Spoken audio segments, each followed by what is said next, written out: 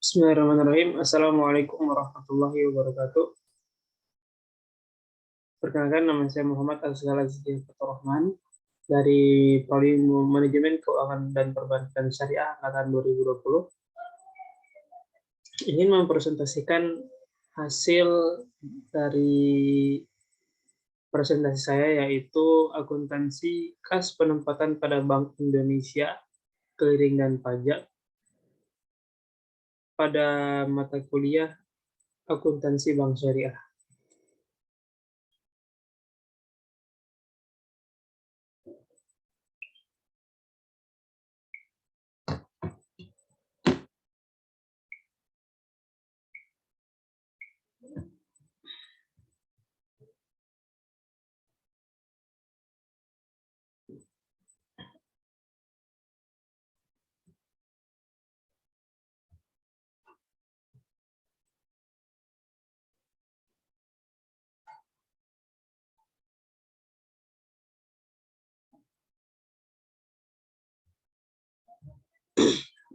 Yang pertama adalah akuntansi kas. Apakah itu kas? Kas adalah mata uang kertas dan logam, baik dalam valuta rupiah maupun valuta asing, yang masih berlaku sebagai alat pembayaran yang sah. Perubahan posisi saldo kas di bank dapat disebabkan oleh hal-hal berikut ini. Yang pertama adalah A. Penyetoran dan penarikan tunai oleh nasabah. Kemudian B. Penyetoran kepada Bank Indonesia atau penarikan dari rekening bank atau penarikan dari rekening bank yang bersangkutan di Bank Indonesia. Kemudian C. Penggunaan untuk transaksi internal bank seperti untuk dana kas kecil, pembayaran biaya-biaya operasional, biaya gaji, dan sebagainya.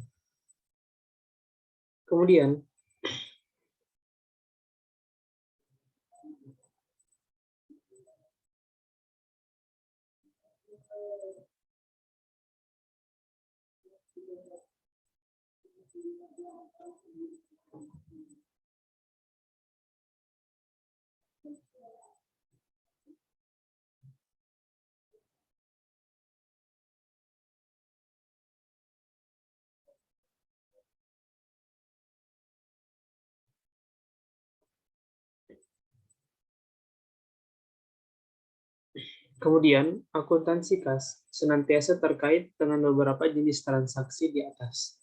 Berikut ini akan dibahas akuntansi kas untuk transaksi internal bank syariah. Transaksi penyetoran dan penarikan tunai oleh nasabah dapat dilihat secara detail di bab 6 tentang akuntansi penghimpunan dana. Ada isinya lagi.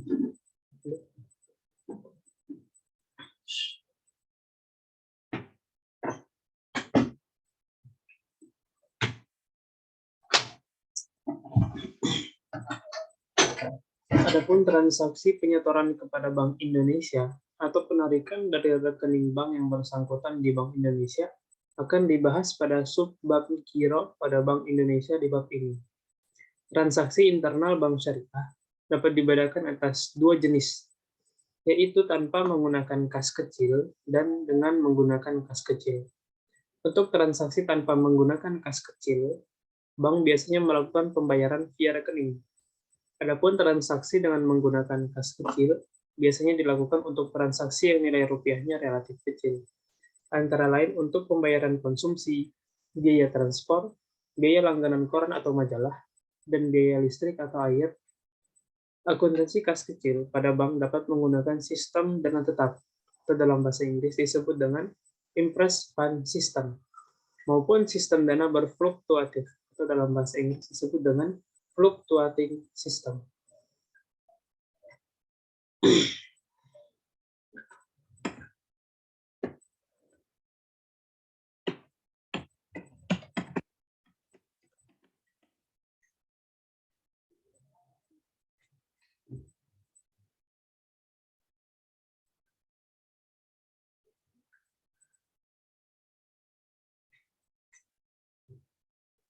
Kemudian, transaksi dana kas kecil dengan sistem dana tetap meliputi pembentukan dana kas kecil, pemakaian dana kas kecil, dan pengisian dana kas kecil.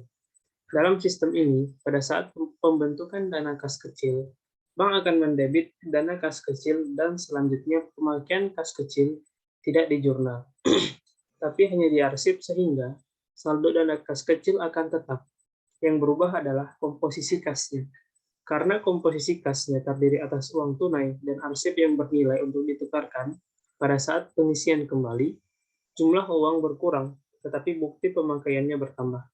Pada saat pengisian kembali, bank akan mendebit biaya-biaya yang telah dikeluarkan dan mengkredit rekening kasnya.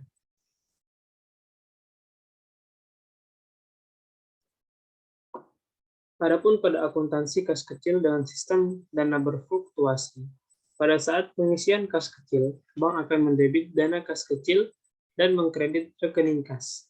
Pada saat pemakaian kas kecil, akan didebit biaya-biaya atau utang yang terjadi dan mengkredit dana kas kecil.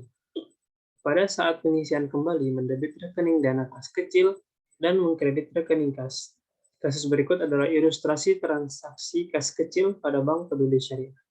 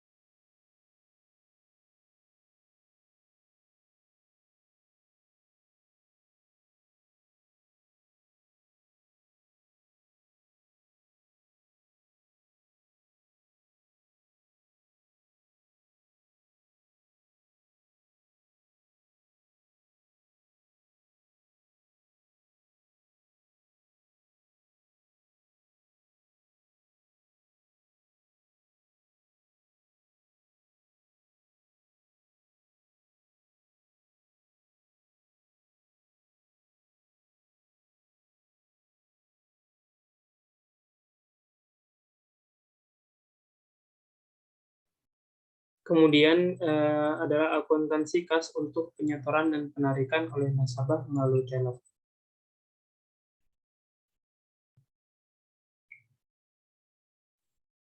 Variasi transaksi penyetoran dan penarikan oleh nasabah melalui teller didasarkan pada lokasi.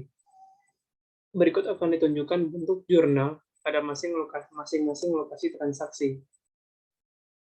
Yang pertama adalah transaksi setoran kas di cabang sendiri.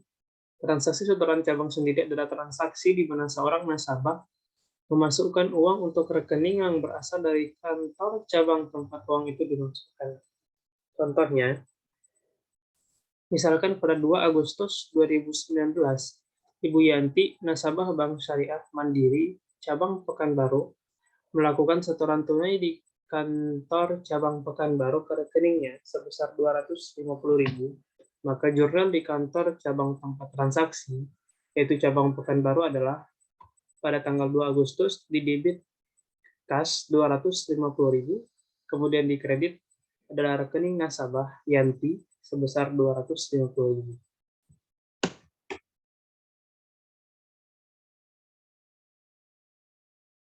Kemudian, ada juga transaksi penarikan kas di cabang sendiri. Transaksi penarikan di cabang sendiri adalah transaksi di mana seorang nasabah menarik uang dari rekening yang berasal dari kantor cabang tempat uang itu ditarik. Contohnya, misalkan pada tanggal 4 Agustus 2019, Ibu Yanti, nasabah Bank Syariah Mandiri cabang Pekanbaru, melakukan penarikan tunai uangnya di kantor cabang Pekanbaru sebesar 100.000. Maka jurnal di kantor cabang tempat transaksi penarikan yaitu di cabang Pekanbaru adalah pada tanggal 4 Agustus didebit adalah rekening nasabah Yanti sebesar 100.000 rupiah, kemudian dikredit adalah kas sebesar 100.000 rupiah. Kemudian ada juga transaksi setoran kas ke cabang lain. Transaksi setoran cabang lain adalah transaksi di mana seorang nasabah memasukkan uang di suatu kantor cabang untuk rekening yang berasal dari kantor cabang lain pada bank yang sama. Misalkan, pada tanggal 7 Agustus 2019, Ibu Yanti melakukan setoran tunai di kantor BSM cabang Pekanbaru ke rekening BSM atas nama Syaza di Yogyakarta sebesar Rp150.000. Maka contoh jurnalnya adalah sebagai berikut. Yang A, jurnal di kantor cabang tempat transaksi penyetoran, yaitu di cabang Pekanbaru, pada tanggal 7 Agustus didebit adalah kas sebesar 150.000. Kemudian dikredit adalah RAK cabang Yogyakarta sebesar 150.000. Kemudian B, jurnal di kantor cabang pemilik rekening, yaitu di cabang Yogyakarta, pada tanggal 7 Agustus didebit adalah RAK cabang Pekanbaru sebesar 150.000. Kemudian dikredit adalah rekening nasabah Syaza sebesar 150.000. Kemudian ada juga transaksi penarikan kas di cabang lain. Transaksi penarikan di cabang lain itu adalah transaksi di mana seorang nasabah menarik uangnya di suatu kantor cabang melalui kantor cabang lain pada bank yang sama. Misalkan, pada tanggal 10 Agustus 2019, Ibu Yanti, nasabah Bank Syariah Mandiri cabang Pekanbaru, melakukan penarikan di Bank Syariah Mandiri cabang Padang sebesar Rp50.000. Maka jurnal dari transaksi tersebut adalah sebagai berikut. Yang A, pertama itu adalah jurnal di kantor cabang tempat transaksi penarikan itu, yaitu di cabang Padang. Pada tanggal 10 Agustus didebit adalah RAK cabang Pekanbaru sebesar Rp50.000, kemudian dikredit adalah kas sebesar Rp50.000. Kemudian adalah jurnal di kantor cabang pemilik rekening, yaitu di cabang Pekanbaru. Pada tanggal 10 Agustus 2019, didebit adalah rekening nasabah Yanti sebesar Rp50.000, kemudian dikredit adalah RAK cabang Padang sebesar Rp50.000.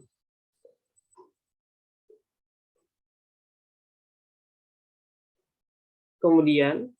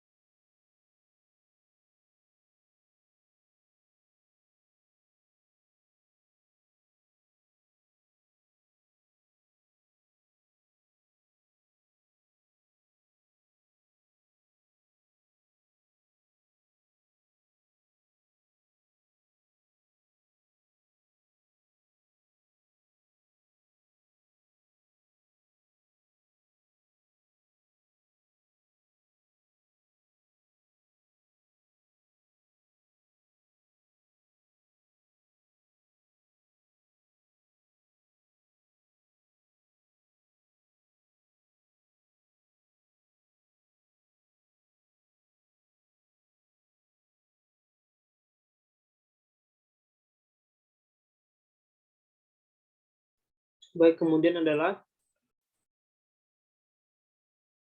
akuntansi kas melalui automatic teller machine atau kita bisa sebut adalah ATM. Transaksi kas melalui ATM meliputi yang pertama adalah transaksi pengisian kas ATM, kemudian kedua adalah penarikan oleh nasabah cabang pemilik ATM, dan ketiga adalah penarikan oleh nasabah cabang lain. Ada beberapa akuntansi. Yang pertama adalah pengisian kas ATM. Transaksi pengisian kas ATM merupakan transaksi bank mengisi kas yang terdapat dalam ATM.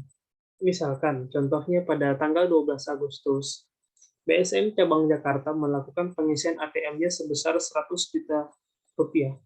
Maka contoh jurnalnya adalah sebagai berikut.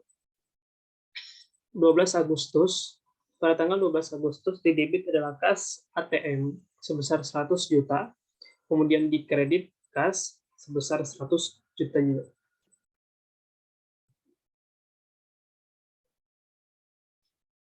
Kemudian masih di yang sama, selanjutnya adalah transaksi penarikan oleh nasabah cabang pemilik kas ATM. Merupakan transaksi saat nasabah menarik dananya di bank melalui ATM. Contohnya misalkan pada tanggal 15 Agustus, Bapak Edi nasabah Bank Syariah Mandiri cabang Jakarta menarik dananya melalui ATM BSM cabang Jakarta sebesar 500.000. Maka jurnalnya adalah sebagai berikut. Pada tanggal 15 Agustus, didebit adalah rekening nasabah Edi sebesar 500.000, kemudian dikredit adalah kas ATM sebesar 500.000. Kemudian selanjutnya adalah penarikan kas bukan oleh nasabah cabang pemilik ATM. Transaksi penarikan bukan oleh nasabah cabang pemilik kas ATM merupakan transaksi saat adanya nasabah dari cabang lain yang menarik dananya di bank melalui ATM. Contoh, misalkan pada tanggal 15 Agustus, Ibu Desmiati nasabah BSM cabang Padang menarik dananya melalui ATM BSM cabang Jakarta.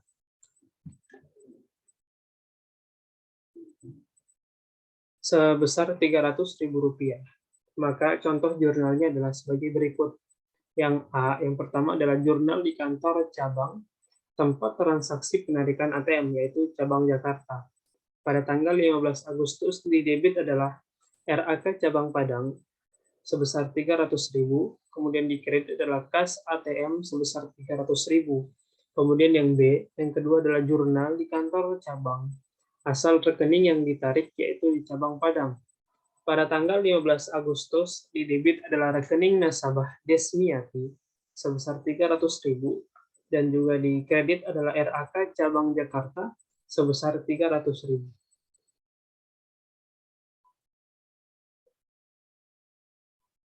Kas ATM merupakan pos tersendiri untuk memudahkan identifikasi transaksi. Pengisian ATM dilakukan apabila stok kas pada mesin sudah melewati titik minimal. Jurnal pada ATM dilakukan otomatis oleh sistem.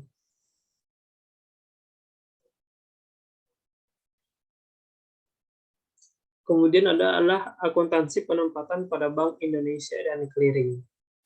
Penempatan pada Bank Indonesia, penempatan dilakukan dalam bentuk giro dan sertifikat wadiah Bank Indonesia. Giro Bank Indonesia merupakan rekening giro milik bank komersial dalam valuta asing maupun valuta rupiah di Bank Indonesia. Dengan Giro Bank Indonesia, bank dapat membiayai transaksi antar cabang maupun antar bank melalui penyelesaian clearing. Mutasi Giro Bank Indonesia makin sering dilakukan bila transaksi antar bank atau antar cabang makin banyak.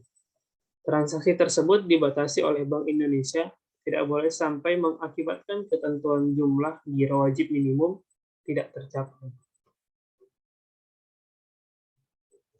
Kemudian ada yang namanya akuntansi, contoh-contoh akuntansi dari penempatan pada Bank Indonesia dan clearing.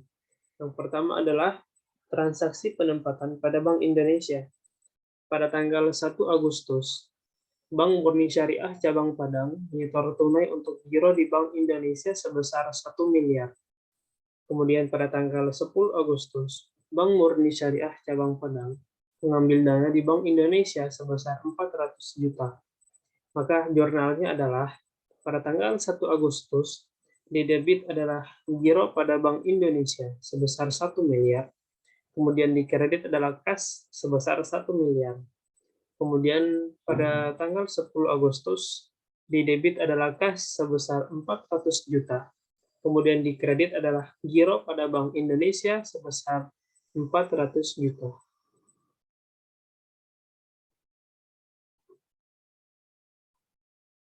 Nah, kemudian ada transaksi penempatan pada SBI Syariah atau FASBIS.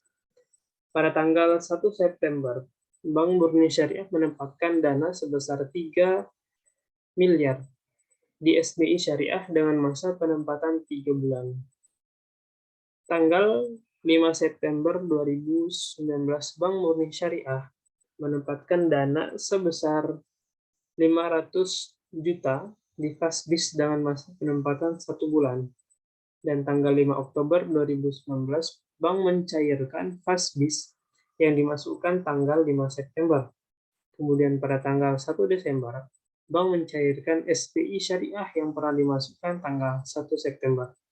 Maka jurnal-jurnal dari transaksi tersebut adalah 1 September di debit SBI Syariah 3 miliar dan di kredit adalah giro pada Bank Indonesia sebesar 3 miliar. Kemudian di 5 September debit FASBIS 500 juta. Kemudian di kredit adalah giro pada Bank Indonesia sebesar 500 juta. Kemudian 5 Oktober di debit adalah giro pada Bank Indonesia sebesar 500 juta. Kemudian di kredit adalah FASBIS sebesar 500 juta. Kemudian yang terakhir, yaitu pada tanggal 1 Desember, di debit adalah giro pada Bank Indonesia sebesar 3 miliar. Kemudian FASBIS di kredit adalah FASBIS sebesar 3 miliar.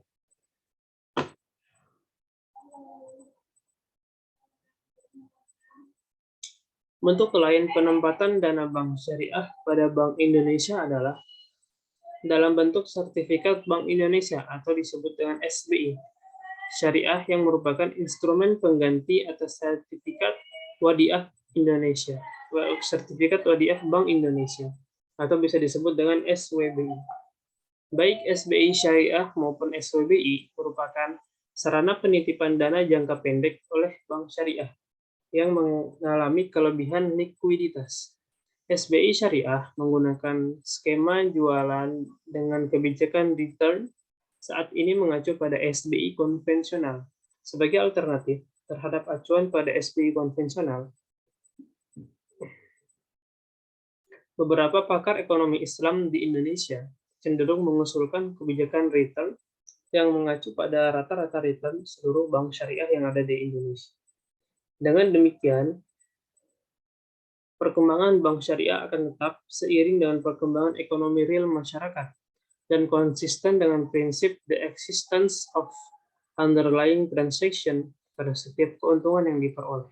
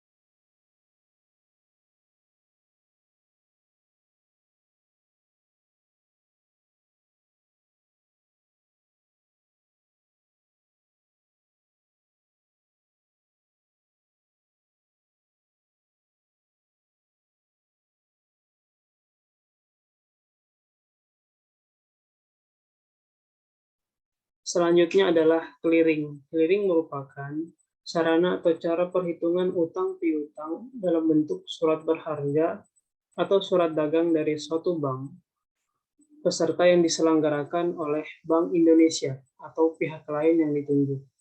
Untuk mengikuti clearing, bank komersial harus terlebih dahulu terdaftar sebagai peserta clearing pada penyelenggara clearing, yaitu Bank Indonesia. Dalam kegiatan clearing, digunakan warkat, dokumen, dan formulir clearing. Warkat adalah alat pembayaran bukan tunai yang diperhitungkan atas beban atau untuk rekening nasabah atau bank melalui clearing.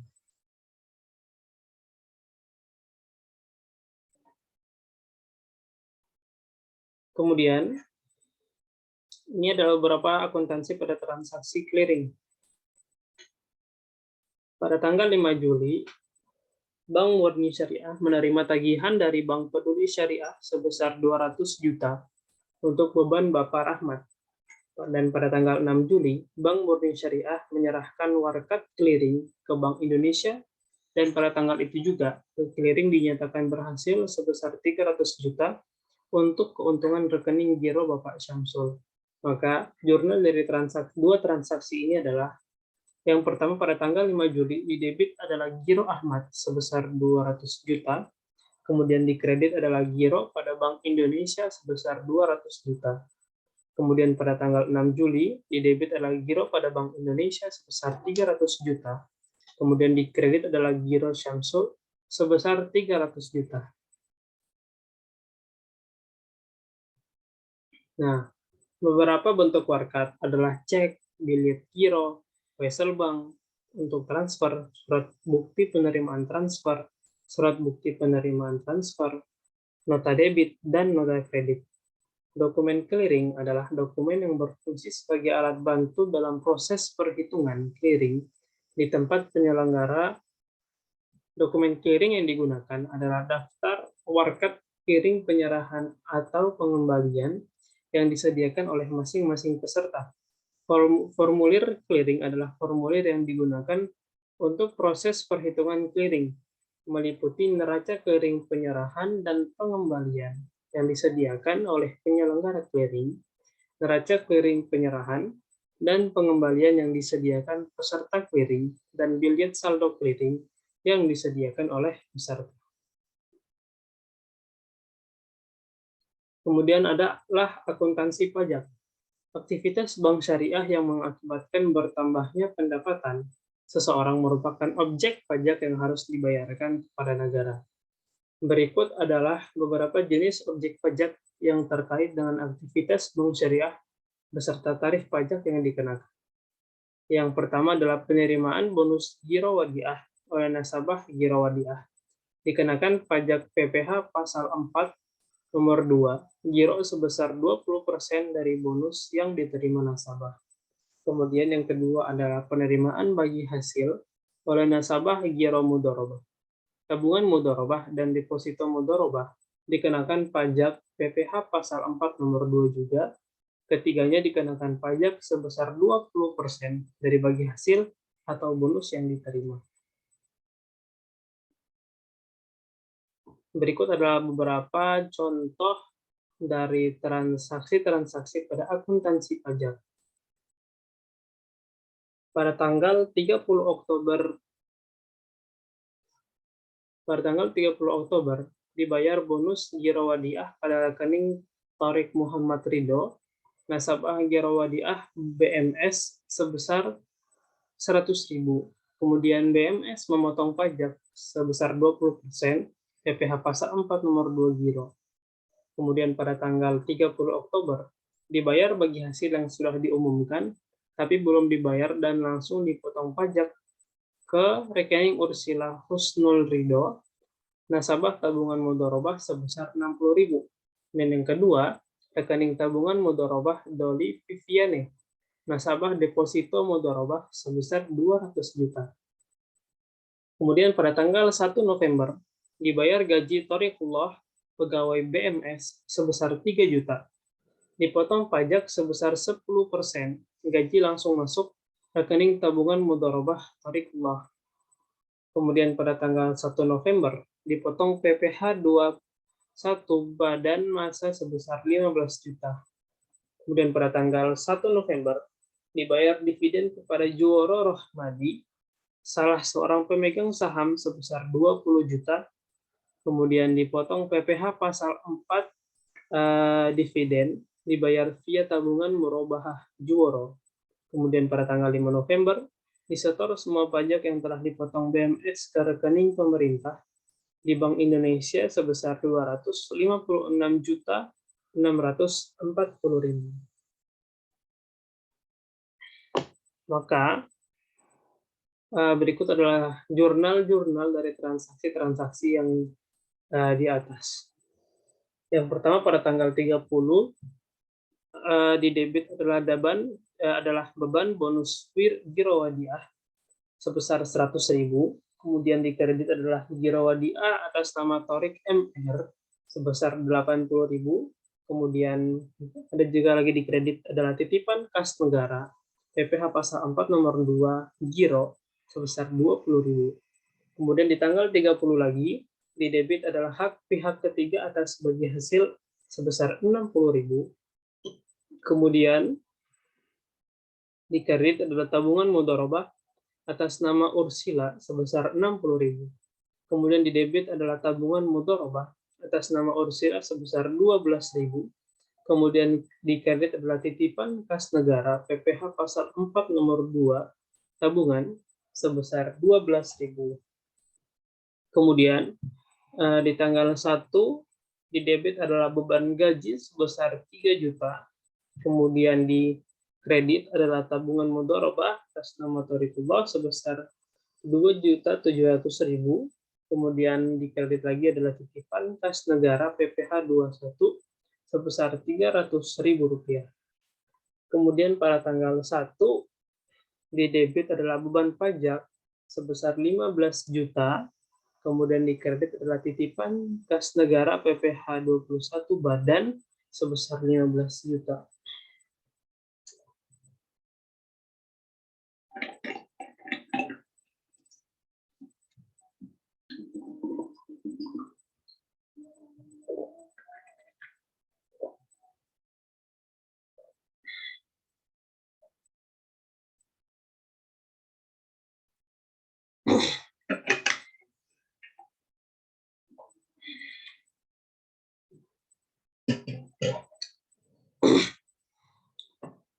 Pada tanggal 1 bulan 11 di debit adalah beban gaji sebesar 3 juta.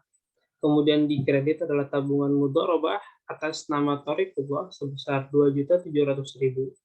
Kemudian di kredit adalah titipan kas negara PPh 21 sebesar 300.000. Kemudian pada tanggal 1 di debit adalah beban pajak sebesar 15 juta. Kemudian di kredit adalah titipan kas negara PPh 21 badan sebesar 15 juta. Kemudian di tanggal 1 lagi di debit adalah dividen sebesar 20 juta. Kemudian di kredit tabungan mudharabah atas nama Juworo Rohmadi sebesar 16 juta. Kemudian di kredit adalah titipan kas negara PPh pasal 4 nomor 2 dividen sebesar 4 juta. Dan yang terakhir pada tanggal 5 di debit rupa-rupa titipan kas negara sebesar 256.640.000 dan di kredit adalah Bank Indonesia sebesar 256.640.000. Kemudian aktivitas bank syariah yang mengakibatkan bertambahnya pendapatan seseorang merupakan objek pajak yang harus dibayarkan kepada negara. Berikut adalah beberapa jenis objek pajak yang terkait dengan aktivitas bank syariah beserta tarif pajak yang dikenakan. Penghasilan yang diterima pegawai bank syariah dikenakan PPh 2 nomor 1 perorangan dikenakan pajak 10%. Kemudian penghasilan bank syariah yang kena pajak dikenakan PPh 21 badan. Kemudian, dividen yang dibayar bank syariah kepada pemegang saham dikenakan PPh pasal 4 nomor 2 dividen. Pajak yang dipungut oleh bank disimpan terlebih dahulu dalam rekening titipan kas negara dengan subrekening sesuai dengan jenis pajak yang dipungut. Secara berkala, pajak tersebut dibayar pada rekening pemerintah di Bank Indonesia. Berikut adalah ilustrasi transaksi pemotongan berbagai pajak oleh Bank Murni Syariah.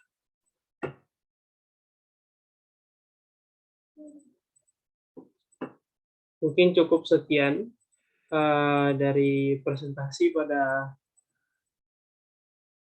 kali ini. Mohon maaf bila ada salah-salah kata. Semoga bisa diterima dengan baik pemahaman dan beserta pengertiannya. Sekian dan terima kasih. Wassalamualaikum warahmatullahi wabarakatuh.